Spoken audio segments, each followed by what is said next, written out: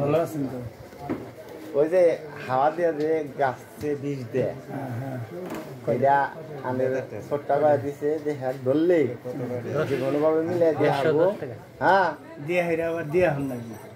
আমাকে ডাইরেক্ট কিনে দিবেন, কিনে দিবেন আপনার মাধ্যমে এটা সংগ্রহ তার আমি করা হইতেছি না, আপনি সংগ্রহ করবেন যে ভাই এই কয়েকটা টাকা লাগতেছে, মানে হাসা যেটা বাই হিসাবে।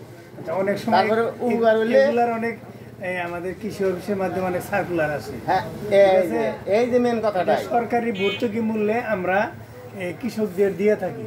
এটাই আমার ফলগুলো তো গাছ আছে, আপনার মাধ্যমে যদি পাই ফল যদি খাওয়াই তাতে তো আমার কোনো যায় আসে। ফল টল খাওয়ানো ওটা পরেকার বিষয়। তারপরে একটা জিনিসের সরকারি মূল্য আছে, যেমন মনে করেন 10,000 টাকা, কিন্তু কৃষকদের সে 50% সরকার ভর্তুকি দিব, তাহলে 10,000 টাকার অর্ধেক বাদ দিলি 5,000 টাকা বাদ দেবে, 5,000 টাকা।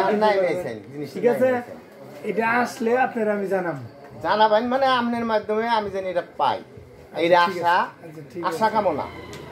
আমরা দিলে এখন কি কি সবজি টবজি করতেছে? এখন বর্তমানে দাদা ওই লাল শাক পুঁই শাক দিচ্ছেন, লাল শাক দিছিল।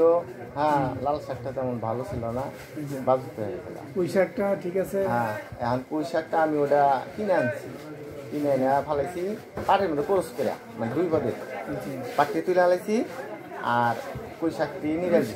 সারা বছরই তো সবজি করেন আমি করি। লিচু গাছের কি অবস্থা?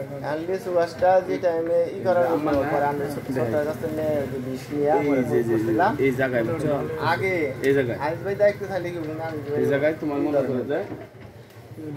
ঠিক আছে, দেখতেছি। যাই হোক দুঃখ ভাই, প্রচুর পরিমাণ দুঃখ ভাই, দৌড় দিলে না ওই জায়গায় মনে হয় কিরকম জানি 1000 ফলা মানে ডলার নাগলা। এই যে এটা না, এটা যেটা ফার্স্ট এটা কাম দেওয়ার ইনে ওটা ইয়ে না, এটার জন্য ওষুধ দিবে। আমার গায়ে পাও ভালো না, আমি 1000 পাইলাম। হ্যাঁ, ওটা আলাদা জিনিস, কিন্তু 200 যদি আপনি খান ভালো হইছে, ওটা বাদ দাও। গেলি তো হুন্ডা নিয়ে গেলি তো আরো কথা হুন্ডাটা ধান গাছটা লাগালেন কি ফলাইছে, তখন আমি